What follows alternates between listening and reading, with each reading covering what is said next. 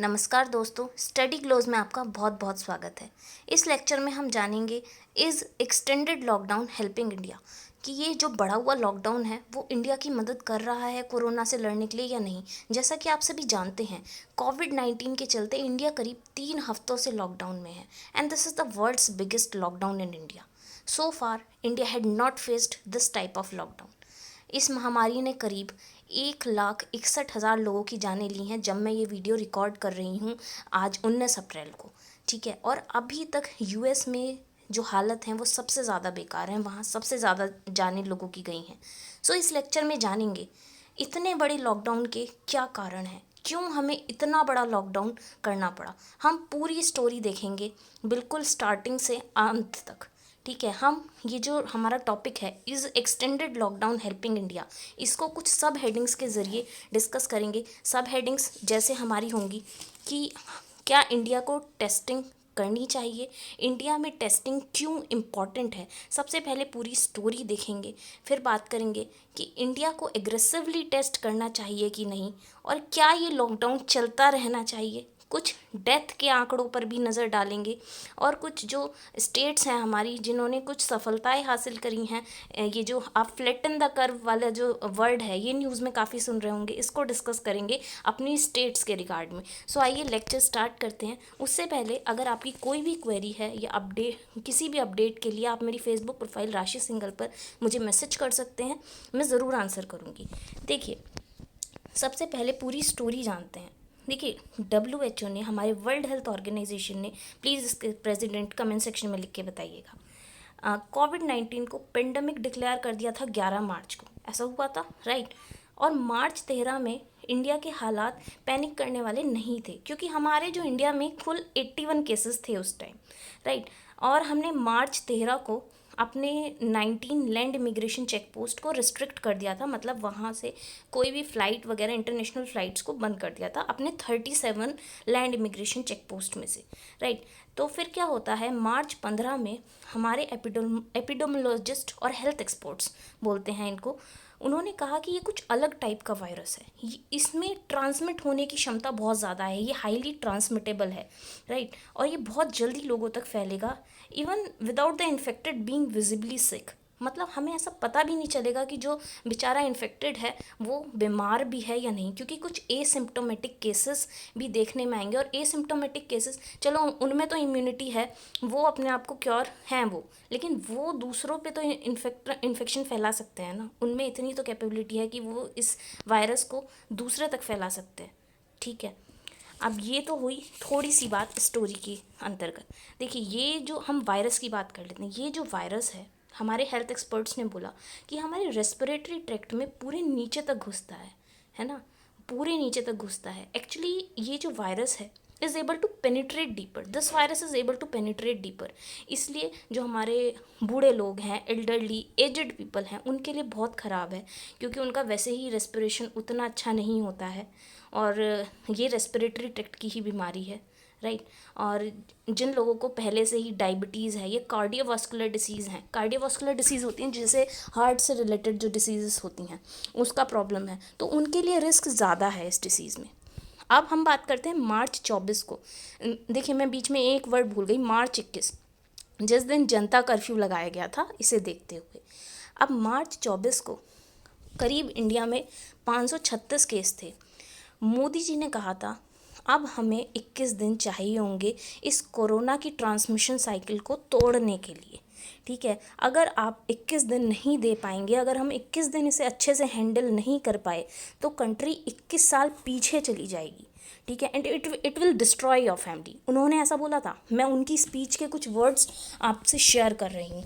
ठीक है, और आप अब आज स्थिति देख ही रहे हैं, अगर लॉकडाउन नहीं होता तो ये केस लाखों में पहुंच गए होते इंडिया में। जैसे हम अपनी और कंट्रीज़ को देख रहे हैं, इटली को देख रहे हैं, यूएस को देख रहे हैं, वहाँ देखिए क्या स्थिति है, उन्होंने लॉकडाउन टाइमली नहीं लगाया, इंडिया ने लगा लिया, बहुत hats off to India right. लेकिन 2 वीक में भी इस वायरस ने 6 गुना केसेस बढ़ा दिए।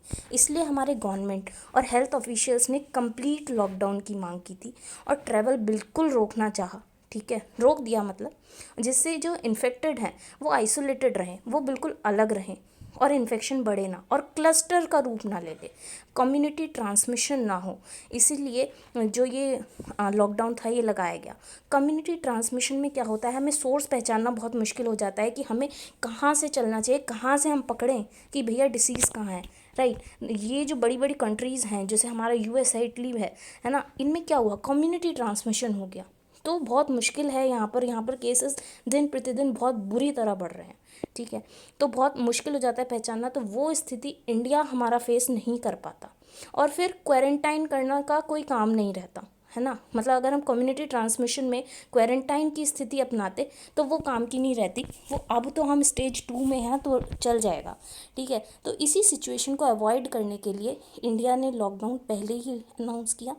इंडिया में क्योंकि बहुत मुश्किल था, क्योंकि अब मैं इंडिया के आंकड़े बता दूं आपको, हॉस्पिटल में बेड्स बहुत कम है, हेल्थ केयर वर्कर्स बहुत कम हैं जो इस स्थिति को पूरी तरह सुलटा पाते अगर हम कम्युनिटी ट्रांसमिशन जैसी स्टेज में पहुंच जाते, ठीक है। हमारे इंडिया के लिए मैं यूँ बोलूँ कि कैटास्ट्रॉफिक हो जाता उस टाइम, उस स्थिति को बिल्कुल से नापना, है ना।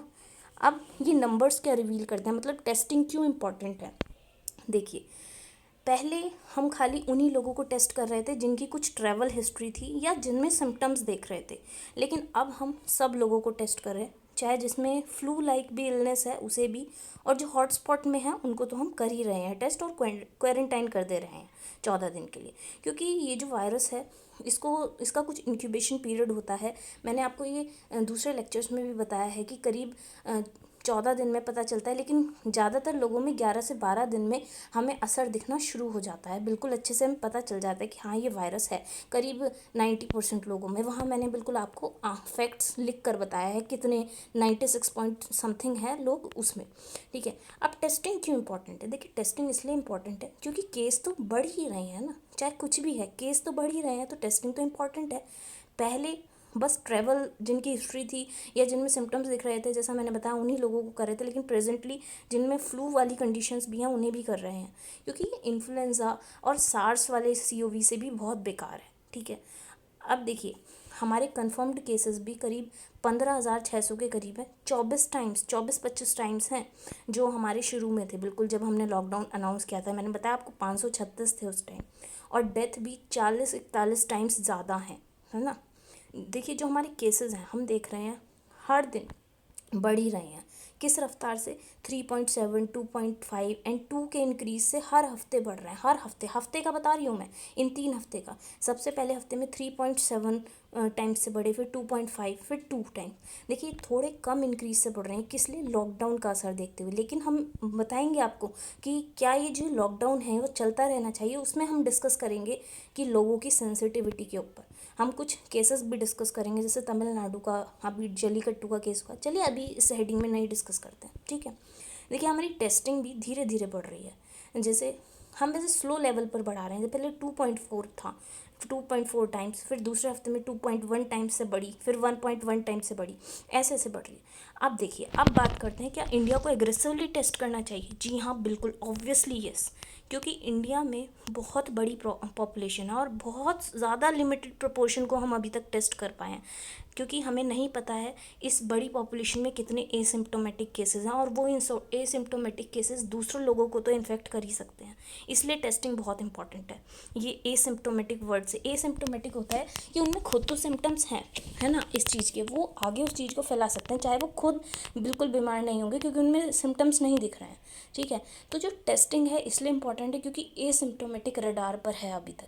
देखिए, इसके लिए हमने क्या क्या टेस्ट, मैं आपको बता देती हूँ। जैसे मैंने रैपिड एंटीबॉडी टेस्ट के बारे में बात किया था आपसे, है ना, जब मीना धोवली का मैंने आपको पूरा बताया था। वो फर्स्ट लेडी थी जिन्होंने एक एंटीबॉडी टेस्ट किट, एक टेस्ट किट, कोविड को चेक करने के लिए टेस्ट किट इजाद की थी। उसके बारे में आप देख सकते हैं, लेक्चर अवेलेबल है, राइट। पूल्ड टेस्टिंग हम यूज़ कर रहे हैं इसी वीक से। RT-PCR तो पहले से ही यूज़ कर रहे हैं। ये बिल्कुल करेक्ट बताता है कि कोरोना वायरस है या नहीं। लंबा प्रोसेस है इसको करने का, 7 से 8 घंटे लग जाते हैं इसमें, लेकिन फिर भी इससे रिज़ल्ट बिल्कुल हमें कंफर्म मिलते हैं। एक अब नई बात सामने आई है, artificial intelligence based software develop हुआ है।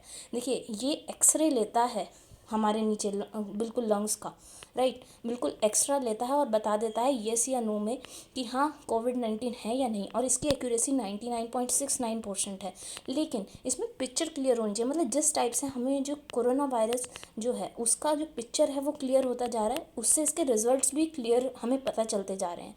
ये काफ़ी जल्दी होगा। देखिए ये हमारे जो इंडियन साइंटिस्ट हैं, हमारे आईआईटी रुड़की के जो बच्चे हैं, उन्होंने जापान में कुछ लोग हैं उनके साथ मिलकर ये रिसर्च किया और ये एआई बेस्ड सॉफ्टवेयर डेवलप किया है। ठीक है, ये अभी टाइम्स की ही न्यूज़ है, अभी ज़्यादा नहीं खुला है ये, लेकिन ये इंडिया के लिए काफ़ी अच्छा हो सकता है क्योंकि इसमें हमें एसिम्प्टोमेटिक केसेस के बारे में भी बहुत अच्छे से पता चल जाएगा। ठीक है, अब आप ये मेंशन कर सकते हैं। ठीक है, अब थोड़ा सा आप इन केसेस के बारे में कमेंट सेक्शन में लिखिएगा।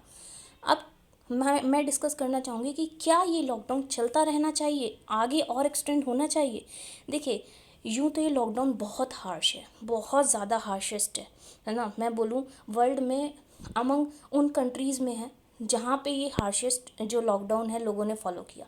ठीक है, कंट्रीज़ ने फॉलो किया, लेकिन हम लोग फिर भी सोशल डिस्टेंसिंग का पर्पस डिफीट करते हुए देखे कुछ केसेस में, जैसे तबलीगी जमात वाला केसेस है ना, उसमें कितने सारे लोग पाए गए और वो इधर से उधर भाग गए।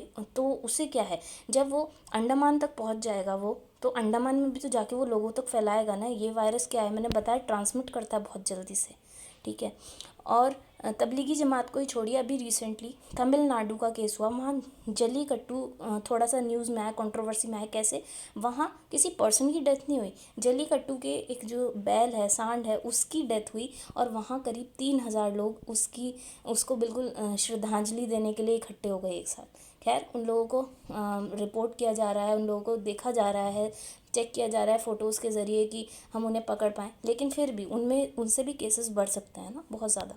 तो ऐसे सोशल डिस्टेंसिंग का पर्पस फिर भी हमें डिफीट होता हुआ दिखा, क्योंकि बहुत सारे लोग हमें बिल्कुल हुजूम में, मतलब, और ऐसे माइग्रेंट वर्कर्स भी जिन उनके लिए हमने जैसे कहीं कहीं खाना लगाया है या कुछ भी लगाया, तो वो भी काफ़ी नंबर में एक साथ दिखते हैं। तो सोशल डिस्टेंसिंग का पर्पस हमें डिफीट होता दिखता है।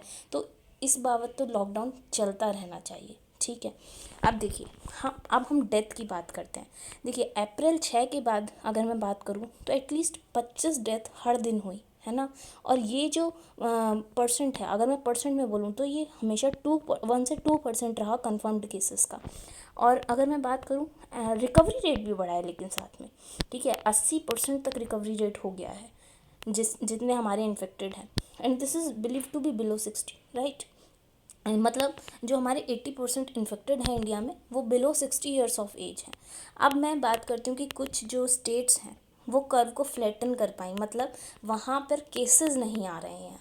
तो ये उनके लिए एक बड़ी सफलता है। जैसे कि केरला, हमारा तमिलनाडु, तेलंगाना। वैसे तमिलनाडु में ये जो जल्लीकट्टू वाला केस हुआ है, इससे केसेस बढ़ने का है, बिल्कुल है अनुमान। ठीक है, तो अगर हम लॉकडाउन में ढील देंगे तो ये फैलेगा, बिल्कुल फैलेगा। देखिए केरला में केसेस नहीं आ रहे हैं, लेकिन वहाँ पे ट्रैवल हिस्ट्रीज़ रहती हैं। जब तक केस बिल्कुल ना आए 28 दिन तक, तब तक हमें बिल्कुल नहीं मानना चाहिए, जब तक हमें बिल्कुल लॉकडाउन में रहना चाहिए। बिकॉज हमने ऐसे चाइना में भी देखा था कि वहाँ केसेस एकदम से बढ़ गए थे। ठीक है, तो हमें थोड़ा सा ध्यान देने की ज़रूरत है, जिससे हम बहुत आगे ना पहुँच जाएं इन केसेस बढ़ने में। तो इसी नोट पर मैं ये लेक्चर को समाप्त करती हूँ।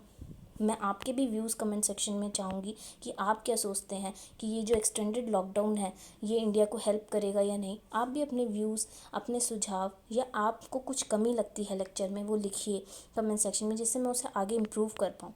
आज के लिए ये एनालिसिस था। जल्द ही मैं एक नए एनालिसिस के साथ फिर से हाजिर होंगी। टिल देन पढ़ते रहिए, बढ़ते रहिए। Thank you very much.